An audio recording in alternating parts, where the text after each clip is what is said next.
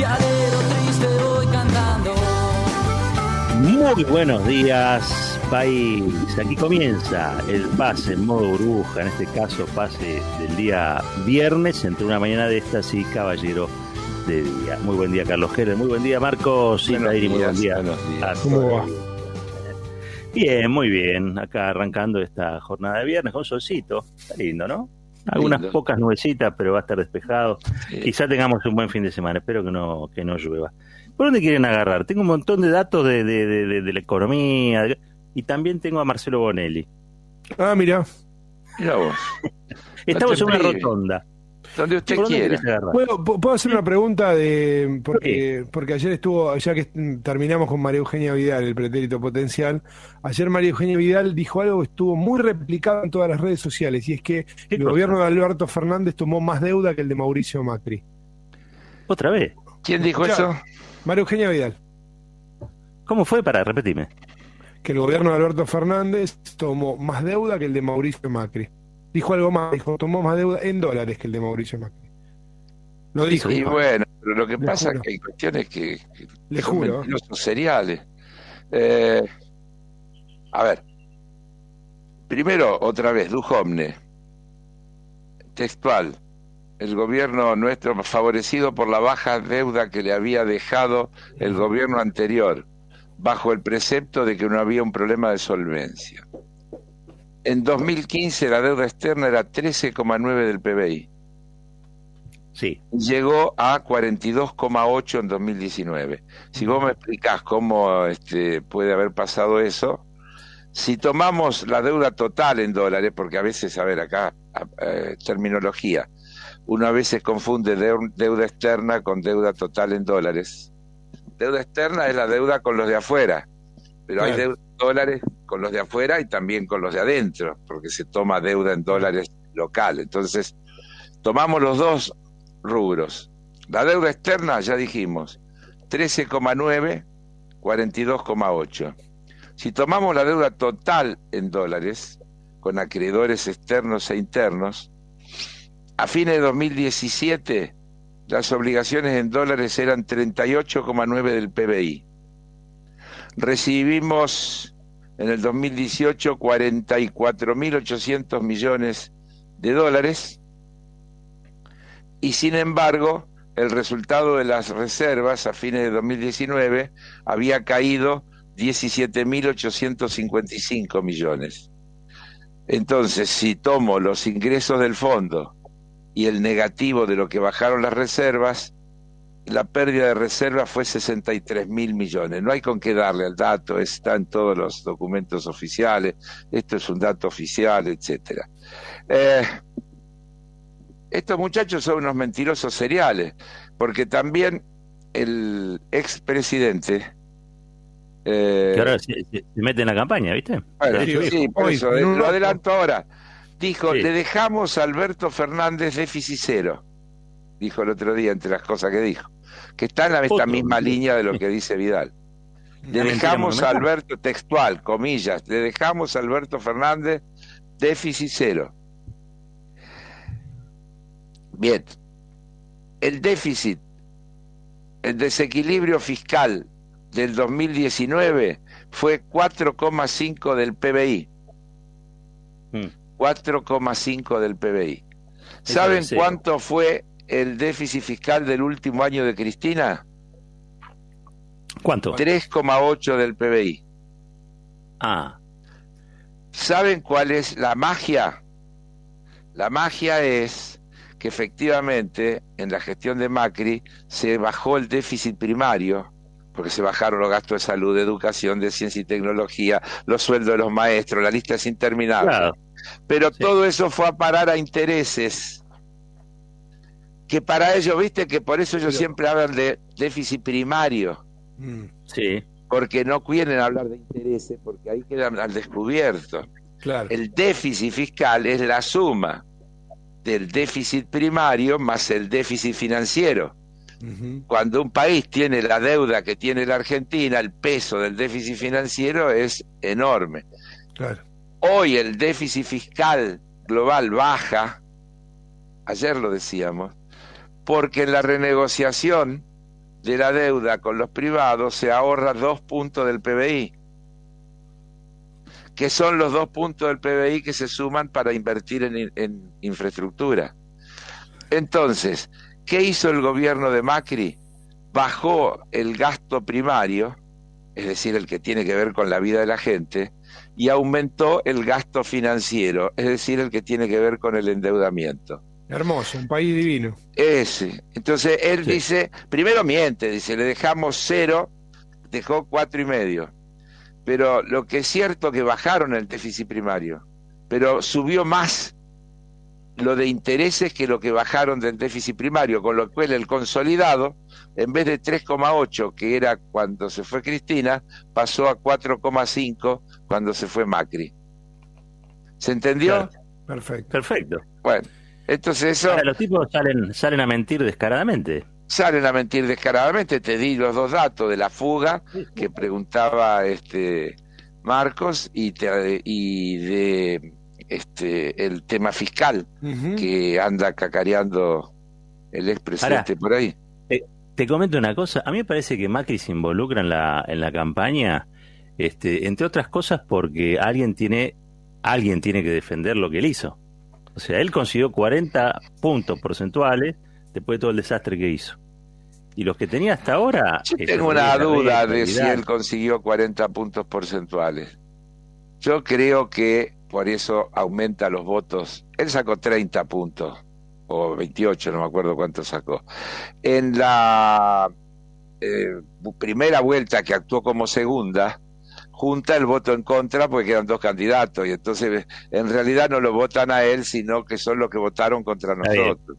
Está bien. Pero digo, nadie en la campaña, ni Rodríguez Larreta, ni Vidal, ni Santilli, ni Mane, estaba defendiendo lo hecho por Macri. No, Macri, ¿quién es Macri? Claro, por eso, digo, vuelve a decir, che, estuve yo, a mí por lo menos me votaron 30%, digamos, ¿no? Dice, claro. En la última elección, ¿no? Vamos a tomar ese del 30. No, porque digo que es una falacia que vende, que ellos lo usan para vender, pero acordate que el voto de, cuando están todos los candidatos puestos ahí, en las PASO, que no me acuerdo, creo que 31,8%. 31,8%. Bueno, ese es esos votaron positivo. No, es eso el voto de ahí primario. al 41 es voto que elige a quien no quiero votar. Está bien. Que es diferente. Es buena la aclaración. Que es diferente. Pero de cualquier manera, escucha. Pero digo, porque es viernes, démosle a la gente. La actividad económica se recuperó en junio y creció 2,5 mensual. En términos interanuales se dio una mejora del 10,8 y acumula un alza del 9,7 en el primer semestre. Se prevé que la tendencia se mantenga y el gobierno se ilusiona en que la economía crezca este año en torno al 8%. Pucha, me voy a terminar quedando corto cuando yo optimista decía 7 por allá por inicio del año, ¿no? 7, ¿se acuerdan? Sí. Bien. Sí. Me voy a la nota de al lado. Inversión. Un dato oficial muestra que ya se ubica por encima de 2019. Según el Centro de Estudios para la Producción, en el primer trimestre de 2021 la inversión tuvo un alza del 14,3 respecto al 2019. Inversión. No era que se estaban yendo todos, que los que vinieron cuando ellos estaban y que toda esa historieta con la que nos corren. Sí.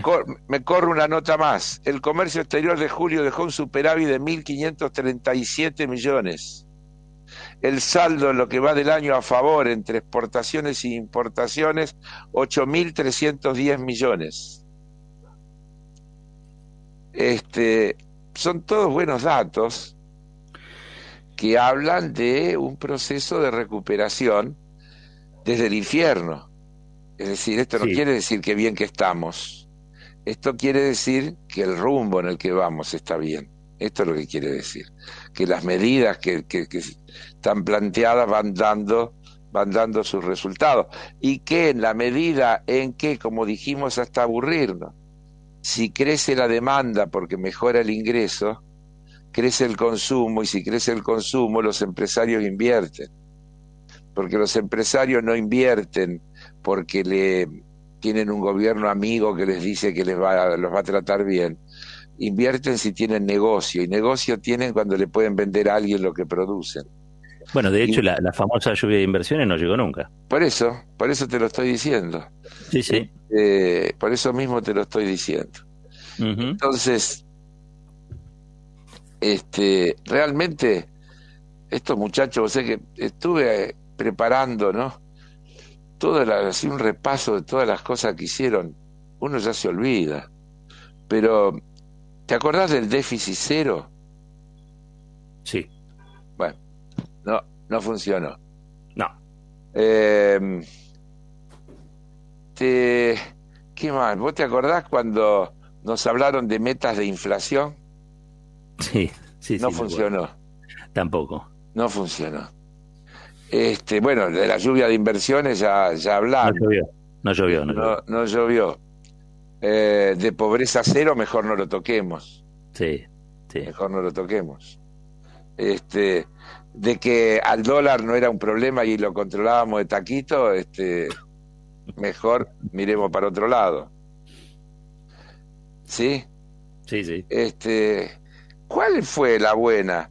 El tipo de cambio se incrementó más del 400%.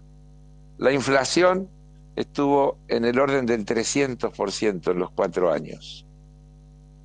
Muchachos, estamos hablando de eso, la contracción del Producto Bruto por cabeza, per cápita, 7,8 en los 4 años. Es decir, todo lo que contado por la cantidad de gente, todo lo que se produce en el país al final de la gestión de Macri, 7,8% menos de lo que era al principio. 230.000 trabajadores formales expulsados del trabajo. Aumento significativo de la precarización. El poder de compra de los salarios y las jubilaciones retrocedió alrededor del 18%. ¿Quieren algún otro dato bueno? Dale. No, pero digo, sí. Ese es el balance. Es decir, Macri tiene que salir a explicar eso. Cuando le preguntaron, ¿te acordás cuando Vargas Llosa le pregunta y él dice, ir más rápido y más a fondo? Y algunos de los candidatos, esos que andan dando vuelta, Mane, por ejemplo, dice eso, y Tetaz dice, no, se quedó corto, tiene que ir, habría que ir más a fondo. O fue demasiado gradualista. Se quedó a mitad de camino, fue muy gradualista, claro. Sí. Ahora, esto también pasa que a la vez lo quieren esconder, Sí, pero esto explica también por qué, a pesar de recibir casi 50.000 millones de dólares del Fondo Monetario con apoyo de Trump, pierden la elección. Obvio. Pierden la elección porque pero si a vos te llega una herencia y vas al casino, no te va a quedar nada, es decir, sí, no te va a quedar nada. Porque si efectivamente ese crédito, que además, como explicamos 1.000.000 de veces, se firmó en condiciones impagables, como está demostrado por el flujo de lo que hay que pagar. Estos muchachos ahora critican cuando el gobierno por ahí una semana no consigue los pesos para renovar los vencimientos. Dicen, muchachos, la deuda que dejaron ustedes, que se está refinanciando, que se está renegociando. ¿Cuál es la deuda que tomó Cristina? Tomamos eso para pagar la deuda que dejó Cristina. ¿Cuál es la deuda que dejó Cristina? Muchachos, cuando asumieron primer acto de gobierno, fueron corriendo a verlo a Griesa, dijeron ¿cuánto es? Y emitieron el primer proceso de endeudamiento de la gestión de Macri, son los 13.700, alrededor de 14.000 millones, que tomamos de deuda con un bono para pagarle a los buitres más de lo que pedían, incluido todos los intereses devengados, los honorarios de los abogados de ellos y todo lo que se te cante. Claro que incluso ellos mentirosamente toman la deuda de fin del 2015, sumándole ese pedazo de deuda que tomaron ellos para pagarle a los buitres. ¿Se entiende? Es decir, que ellos ya nos metieron un contrabando de casi 15.000 palitos, porque dijeron, no, eso no estaba, la Argentina no reconocía esa deuda, arregló con el otro 93% en otros valores. Uh-huh.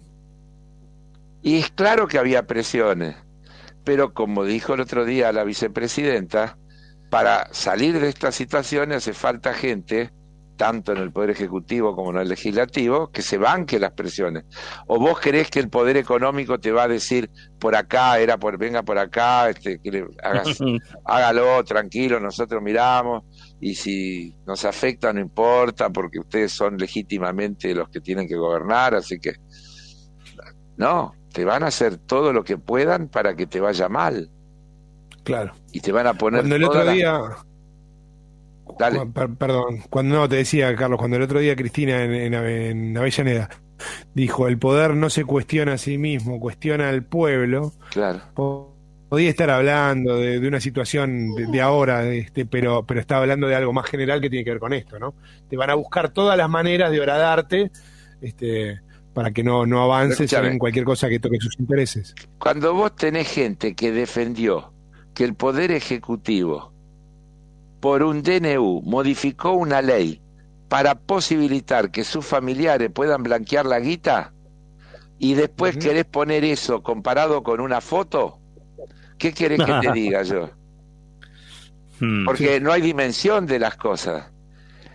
Sí. Y dejá de decir otra que nadie dice, que si aquel hermanito blanqueó esa cantidad de guita que blanqueó, uno debería pensar que este hermanito tenía una cantidad parecida porque eran socios de la misma empresa, salvo que haya ido mucho al casino y perdido mucha plata.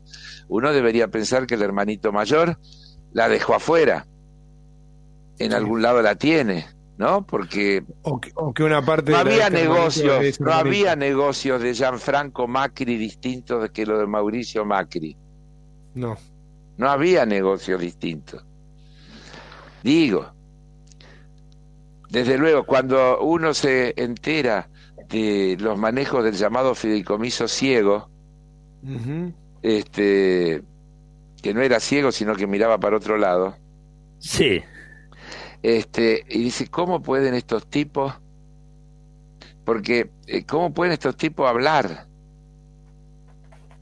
Deberían estar guardando prudentes silencio. ¿Cómo pueden hablar de ética, de república? Por eso yo insisto con algo que ayer dijimos. Cuando Cristina dice República de Morondanga, no está haciendo un juicio peyorativo de la Argentina, está hablando del republicanismo de Morondanga de estos tipos, que se llenan la boca hablando de ética, de moral, de división de poderes. Macri dice lo más suelto de cuerpo, en mi gobierno nunca se persiguió a un periodista, ni a un empresario, ni a un juez. Una locura.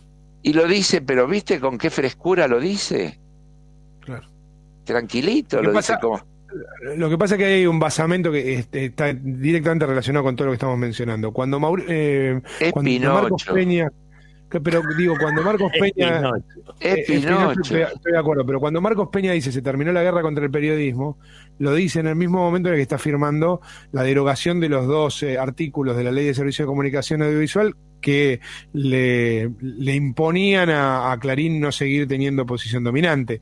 No lo dice favoreciendo algo en algo a la tarea periodística. Y así es en todo. De hecho, fue una pesadilla el hacer periodismo. Así es en todo, claro, sí. Pero ahí está, lo vemos por televisión, Macri diciendo, bueno, no es lo que habíamos acordado, y claro, si estos jueces no hacen lo que es, porque vamos a poner otros. Y después hoy ves horrorizado, los senadores de Cambiemos votaron en contra de la designación de 2 jueces. Sí. Y cuando lees los temas, porque intervinieron en algunas causas que no son afines al macrismo. Sí. Pero además quiero decirles a esos senadores y a los medios que publican esas noticias que para eso existen las mayorías. No tienen poder de veto los 2 senadores o los 3 senadores o los 8 senadores que votaron en contra. Para eso hay un número. Y cuando la mayoría vota es legítimo, no está deslegitimado porque la minoría se opuso. Porque si no, también ellos te construyen, cuando son minoría, la imagen de que si no se respeta lo de ellos, entonces es un gobierno autoritario que avanza sobre la democracia y qué sé yo cuánto. Nada de eso es cierto. Nada de eso es cierto. Por eso nosotros peleamos por crecer en la representación parlamentaria, para tener una mayoría que nos permita avanzar en leyes que necesitamos para que el país se siga consolidando. Pero vos no necesitás ganar 274-0. Vos tenés que tener 129, 130, y eso es lo que establece la Constitución. Se gana, y si son algunas cosas especiales, 130, 129 positivos, como nos pasa con los temas impositivos, por ejemplo. Esa es la democracia, esa es la república. ¿Cómo vamos a poner en la república cuando el tema de que designaron 2 jueces que la oposición se opuso? Y cuando vos ves las razones, claro. Cuando lo hacen ellos es porque los votaron para hacerlo, pero para todo lo demás exigen unanimidad. Claro. No, pero además digo, hablando de las razones, en el caso de Gabriel de Bedia, fiscal de la Seguridad Social, lo único que es un hombre probo, que es una buena persona, lo único que hizo fue denunciar, contar algo que le pasó efectivamente, y es que Pepín Rodríguez Simón le dijo a él que iban a apretar hasta el final a Alejandra Gil Jarbó, hasta que renuncie, y si no iban a tratar de meter preso a su familia. Sí. Así es. Sí, sí. En el caso de Guadalupe Vázquez, bueno, es el título, pero el título es: el oficialismo aprobó los pliegos de 2 camaristas objetados por la oposición. Claro. María Guadalupe Vázquez y Gabriel de Bedia habían sido cuestionados por Juntos por el Cambio por sus afinidades con el kirchnerismo. Sí. Pero ¿sabés cuáles son las afinidades? Que han actuado en causas contra funcionarios macristas. Sí. Y entonces tener una postura crítica de la gestión de los macristas es tener afinidades con el kirchnerismo. Ahí no es independencia de criterio. No. Ahí no.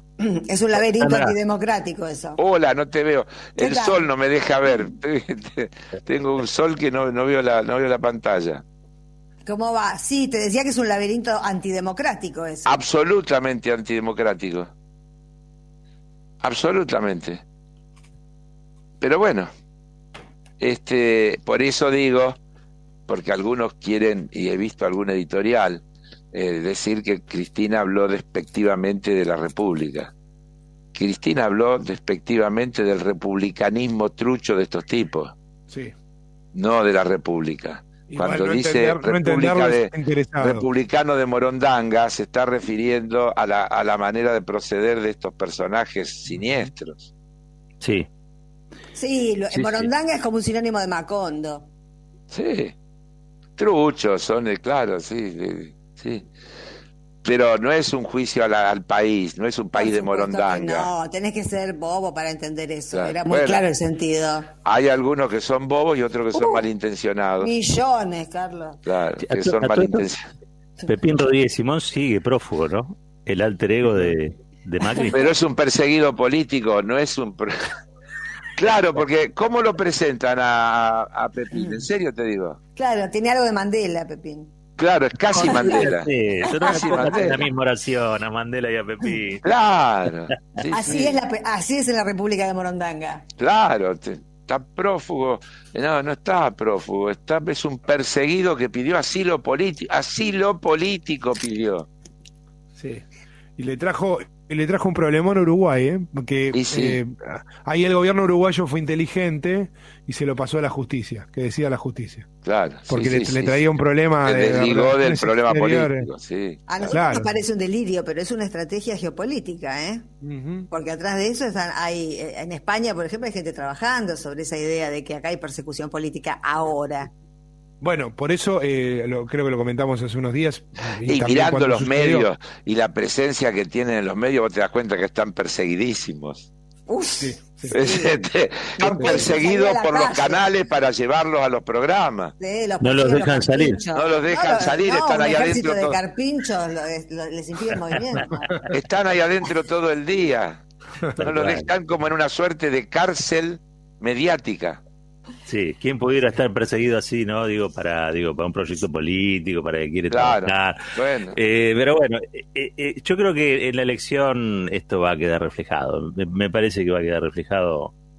Y hay que ver cómo este involucramiento de Macri, cómo finalmente funciona en cuanto a recrear esas imágenes. Vos dijiste, fue una pesadilla. Sí, tienen un problema que tenemos como país también, que es la fuga hacia la derecha extrema, a la derecha dura, los Milei, y entonces probablemente la presencia de Macri sea para intentar contener esa fuga y que no se les vayan esos votos hacia una posición ya de derecha, qué sé yo, como adjetivarla. Extrema.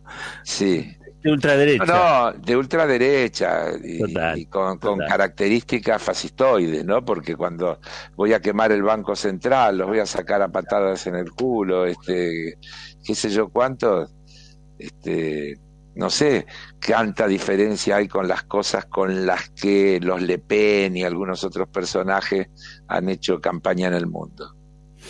Carlos, me quedo con esto último. Te mando un fuerte abrazo. Que tengas linda buen jornada. Fin de semana para todos y todas. Igualmente, gracias.